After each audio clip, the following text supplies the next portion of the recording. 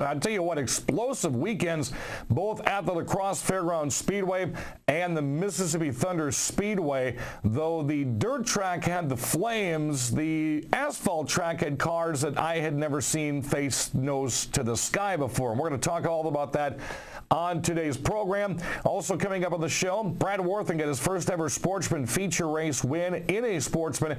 That's going to be coming up in segment number 2.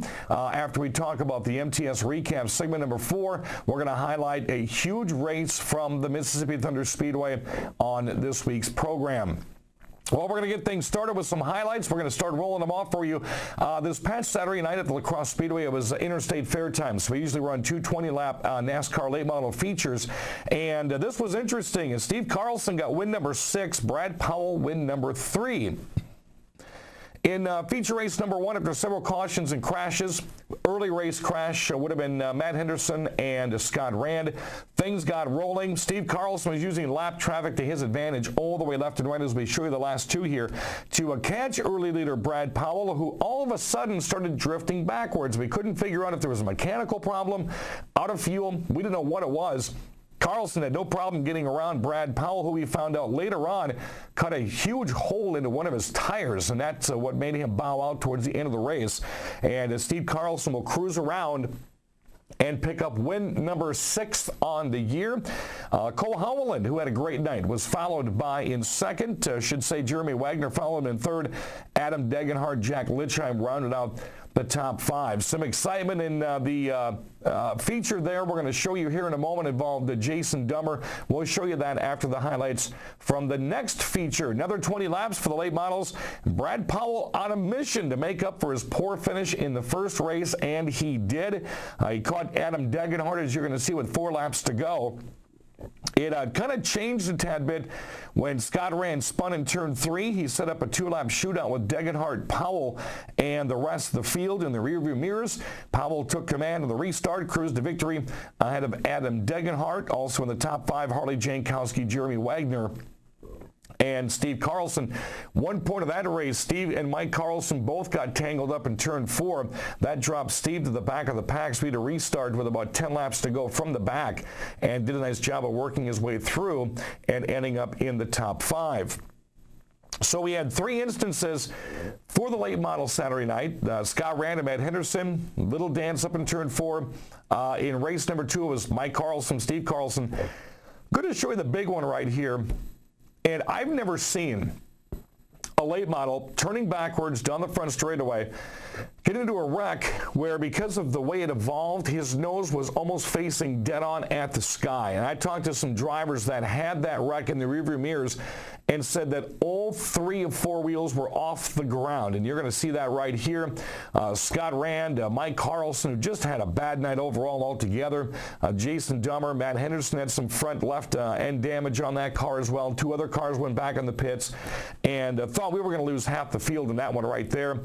Dummer did have to bow out, never came back out, though he did do some seat driving in the second feature in the number 29 of Steve Owens. So luckily, after all that melee, all the drivers walked away, and a lot of wrenching and pounding and replacing of parts is happening this week, even as the program's continuing here into our next race on Saturday night. The Sportsman saw Brad Worthing, coming off of a 2-week suspension, come back out. Johnny Olson drove his car 2 weeks ago. Whatever Johnny did, Brad found out, and he raced himself into a victory. First time ever in a Sportsman, as we show the last 2 here. Now with another challenge, though, Rick Johnson Jr. came back out, and he was awfully strong. The man from West Salem won a heat race and then had a very strong showing with this impressive field of sportsmen. Fast early on, Worthing was able to take the lead by lap 3 on the outside. The car to watch was Nick Clements, so the point leader, whom he started 16th after he was disqualified out of qualifying tech. He had to start in the back for the heat race and had to start in the back for the feature. And Nick Clements passed the most cars and ended up 3rd, with Johnson 2nd and Bad Brad Worthing getting his first feature. And in the next segment, we're going to show you pretty much that entire race to show you how that one panned out. And Nick Clements was just picking people off left and right. To the action track quarter mile we go. A nice showing of Thunder stocks. Thomas Farah driving a Bill Schott backup car. Ended up taking control of the field. He wins the Thunder stock feature, as you're going to see here in a moment. Kyle Lockington, to me, one of the most impressive young guns in that Thunder stock class this year. He and Caleb Hardy keep going back and forth when it comes for Rookie of the Year.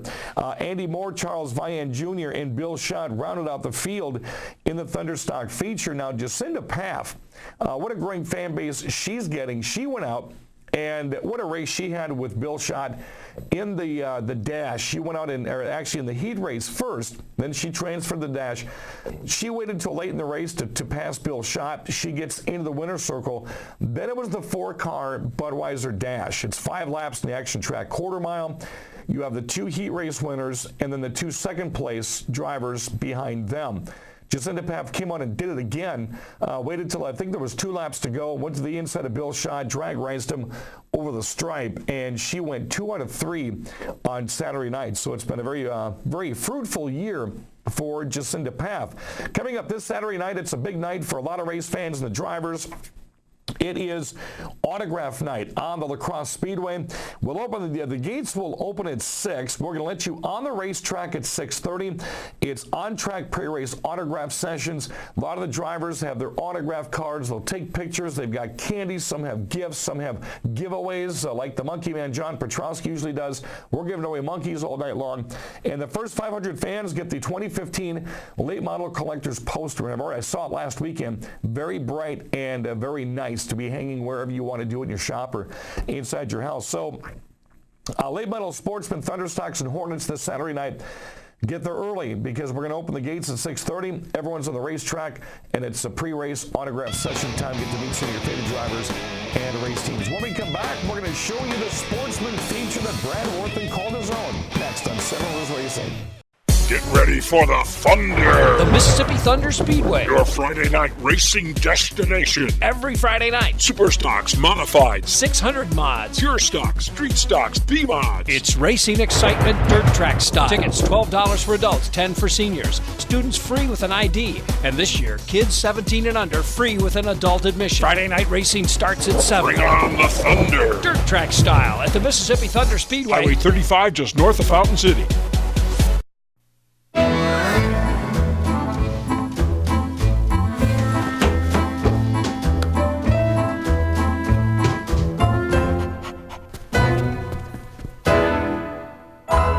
Some of the best moments in life happen at home. American Standard Heating and Air works smarter to make them all more comfortable. Over $400 in rebates available on select American Standard systems. Call Carey Heating and Air Conditioning today for a free estimate. Welcome back, everybody. Rick Wilson, trackside. Sportsmen are out on the track. We've got a 15-lap Sportsman feature race just about to kick off. They're getting the 1 to go as they come by. That's Jeff Thompson on the pole. Next to him is Rick Johnson in the 04. Then we've got Mulliken and Warthen in row 2, Arneson and Gilster in row 3. Row 4 looks like Schermerhorn and Hesselberg. Row 5 is Tony Lease on the inside and Bachman on the outside. Next row is Jamie Dummer and Mark Chalet. And then we've got Jake Bemis and Radke. And at the back of the pack, that would be Nick Clements, way at the back, along with Mandy Eckelberg. Here they come to the green flag. Let's go to Dan Diker for the call.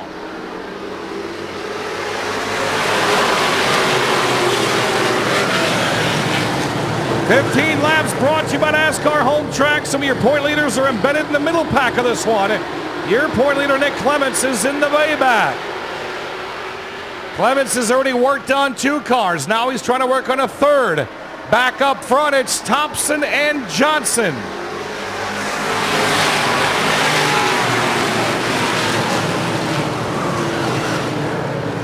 Two by two go the front rows as Jake Arneson sits all alone and by himself in 5th. Right behind is Rick Schermerhorn and Tony Lease. When will the dust settle for the front row? It looks like Rick Johnson's going to be your race leader.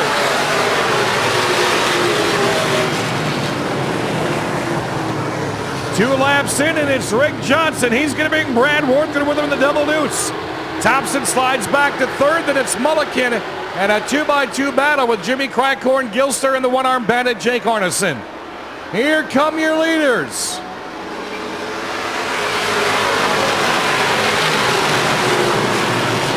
And Brad Worthen automatically sets to go to the outside. The man from Spartatronic in the race lead away from Johnson.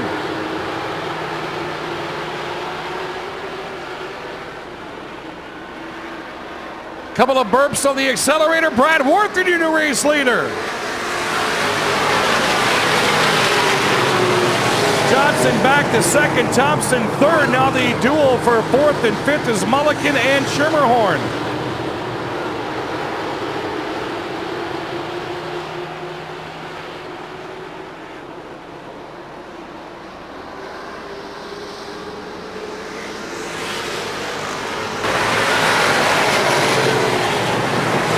For third place, it's Jeff Thompson on the inside, Schermerhorn on the outside.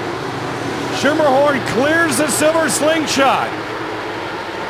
Here comes Tony Leeswood on the outside rail. This time by, we're under 10 to go.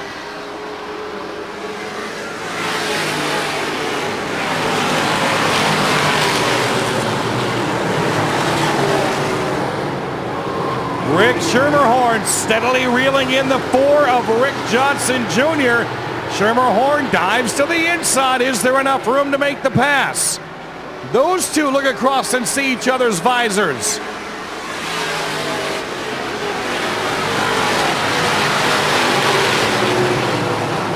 Schermerhorn with a slide job in front of Johnson.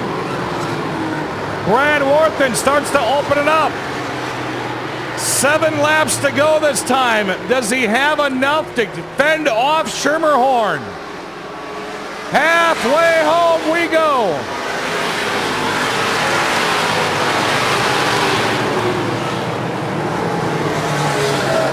The tough task, Rick Johnson doing a formidable job of holding off Tony Lees in the 07 car. All by himself in fifth is Jeff Thompson.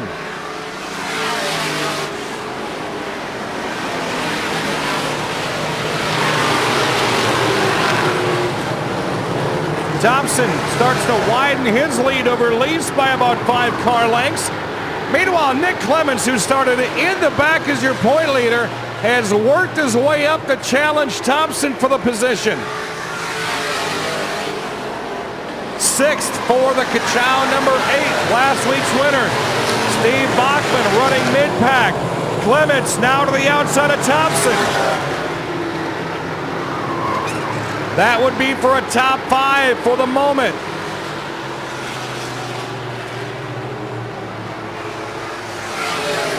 Worthen has 4 laps to hold off Schermerhorn. Again, Schermerhorn's first time here in 2015. As you look a ways back, it's Johnson Lees who's chasing Clements in the point standings and holding him off. Schermerhorn slowly closing the gap. Slowly closing the gap with 3 to go. Brad Worthen's going to hit a couple of lap cars here as Schermerhorn is putting his foot down. He's chipped into the lead. 2 to go for Brad Worthen. He'll clear Radke, lap car number 1.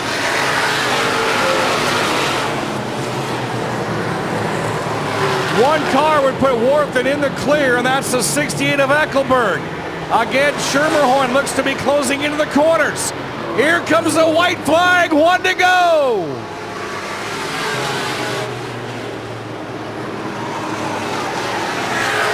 It's like Worthen's back end may have slid around just a tad bit in 1 and 2.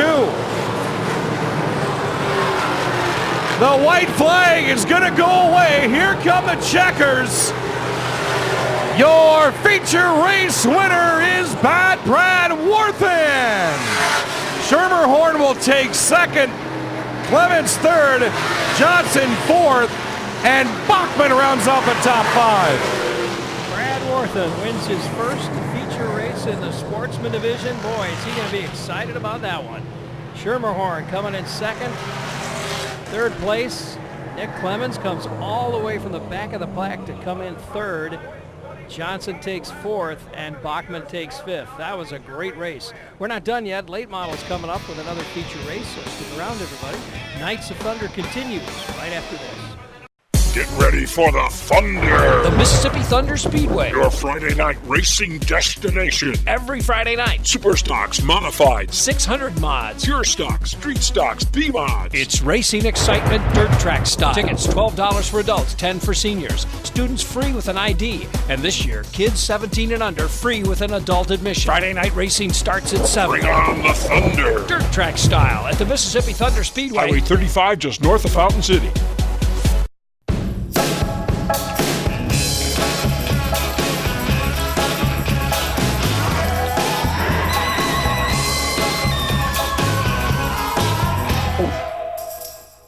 Some of the best moments in life happen at home. American Standard Heating and Air works smarter to make them all more comfortable. Over $400 in rebates available on select American Standard systems. Call Carey Heating and Air Conditioning today for a free estimate. Here back, 7 was racing KQE GTV. We got the asphalt racing put off to the side. Now we're going to talk some dirt track racing. Did you catch that NASCAR Craftsman Camping World Truck Race at Eldora this week? That was outstanding on Fox, by the way. Mississippi Thunder Speedway, our next destination.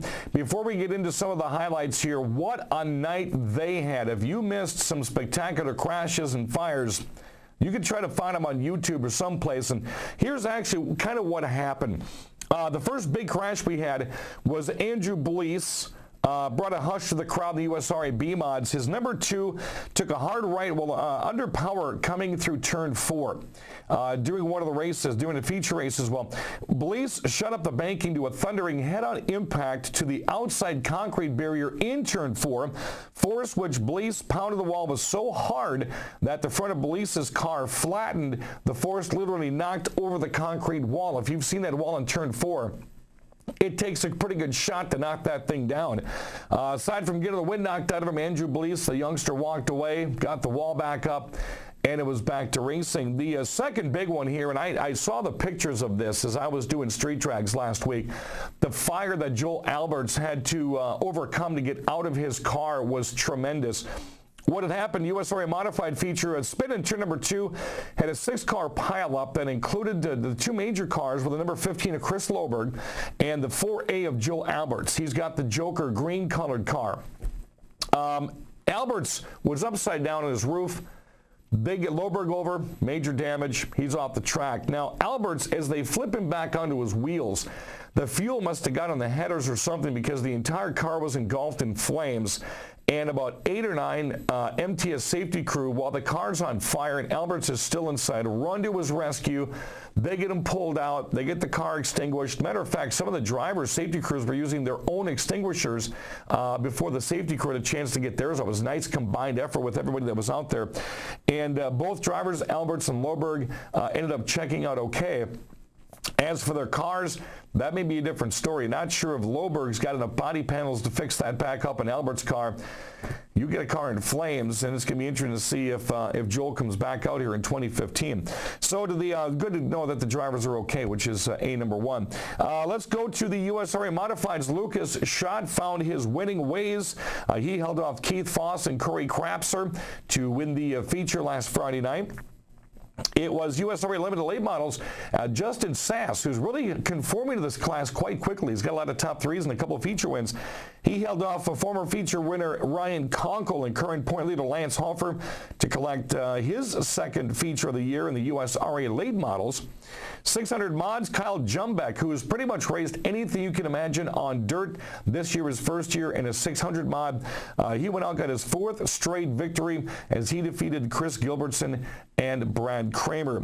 Most unbelievable dominance at the Mississippi Thunder Speedway this year is Tommy Richards. He continued to win in the Wissota Superstock division, collected his 7th feature win on the year. He ran down Kurt Myers, which is a hard thing to do, and that's the second time he's ran down the 1M of Myers this year. Stole the lead, brought Jeff Brower to the front with him. Those were your top 3. Corey Krapser, who also was running both the A mods and the B mods, had a clean sweep of the USRA B-Mods Friday night. Won his heat race as well as the 18-lap feature race, while Parker Hale helped himself with the point standings with a second-place finish in front of former track champion Eric Cans in the 23K. Johnny Sievertson, another MTS Hornet feature win. That makes win number 7 on the year. If he can make it to 11, as he did back in 2009, he will try to tie and top the track record for most feature wins in a season. Jordan Becker, his 4th straight win in a Sportsman at Mississippi Thunder Speedway last Friday night. Coming up this weekend, as we are well over that hump for the halfway portion of the season, you're going to get your USRA Modifieds, USRA B Modifieds, that limited late model class, which has seen a growth this year. We've topped out at about 15 cars. A lot of former A-Mod drivers, B-Mod drivers, Sportsmen, Thunderstock, you name it, they've all gotten together and they're building these very affordable limited late models. A lot of drivers say it's the cheapest division on the track, besides maybe the Hornets, and that's astounding to say. They're running pretty much comparably the same price, shocks, transmissions, everything that's in there, pretty much the same across the board. Always ask a driver. If you want more information, they'll tell you exactly how to build one of those. You can always find the rules on the website as well. The Hornets will be back, the Sportsmen back, the Super Stocks will be back, and again, the Hornets, as Sievertson tries to continue his dominance in that class. We start things off at 6 o'clock at MTS every Friday night. We've got the A and B mini mods. They're on the Lightning Speedway. We've got a couple of hot lap sessions if need be. We go to the larger track at 7 o'clock, and then that will be for the heat races. The A mini modifieds usually run their feature there, run a couple of races. It's a little short track prep going on, and then the rest of the night is going to be finalized from there.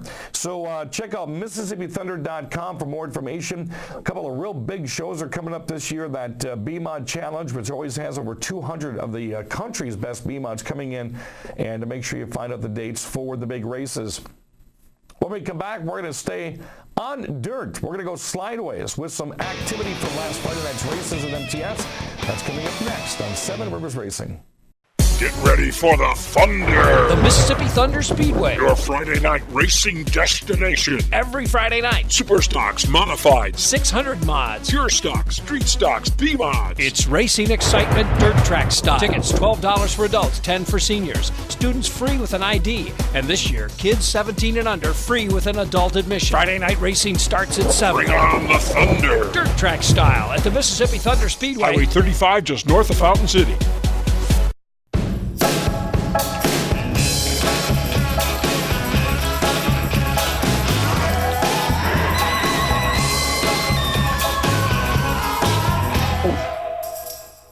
Some of the best moments in life happen at home. American Standard Heating and Air works smarter to make them all more comfortable. Over $400 in rebates available on select American Standard systems. Call Carey Heating and Air Conditioning today for a free estimate.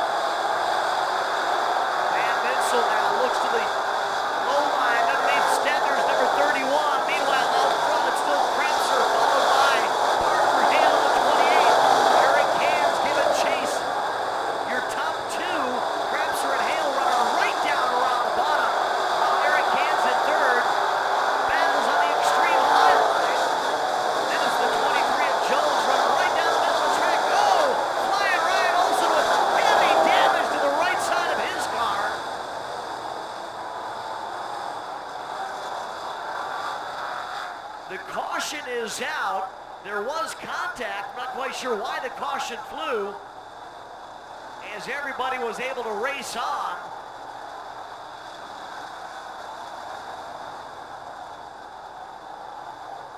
Inside the 6th row starting spot, green flag is in the air.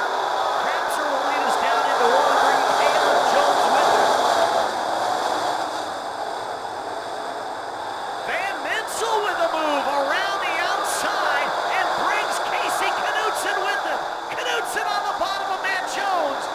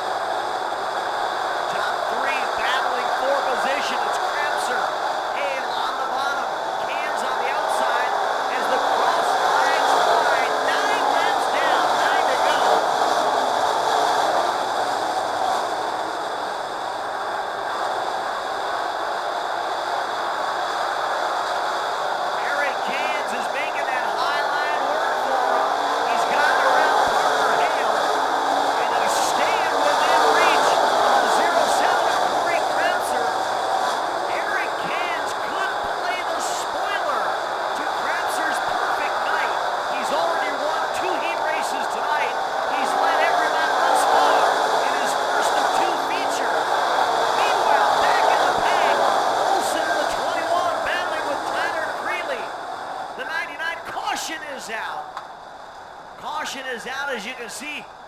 Backer in the 79 has looped it on the back straightaway, facing the wrong direction.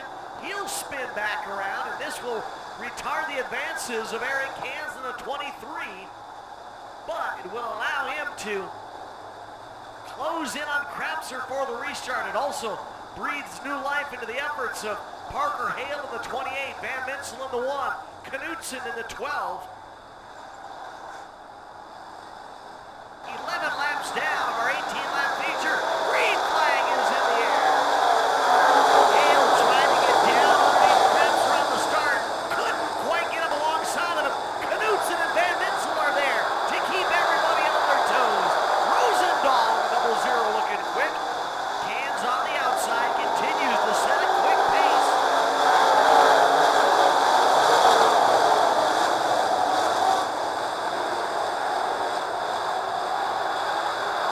Chad Rosendahl with 00 beginning to make a name for himself in the Piedmont ranks.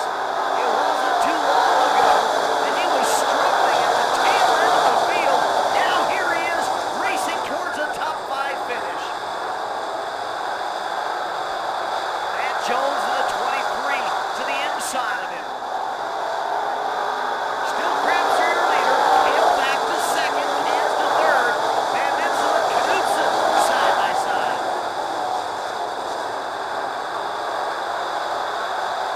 Ryan Olsen running the extreme high line in the 29. He and Wolski, along with Dunbar, the only 3 running way up at the top. Really doesn't appear to be working for him. Van Minsel and Rosendahl now near the top in 1 and 2. Doesn't work for Van Minsel as Jones gets by him. Green flag straight up and down. 2 laps to go for Corey Krebser.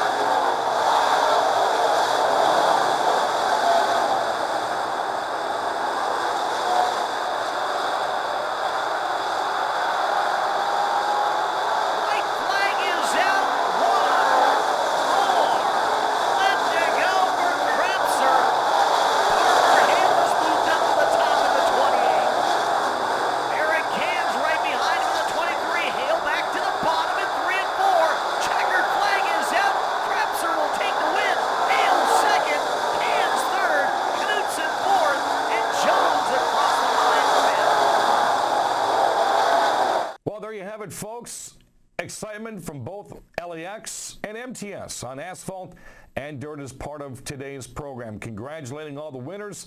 Another big weekend coming up here. MTS Friday night, the autograph session at the Crosse Speedway, 6:30 Saturday night.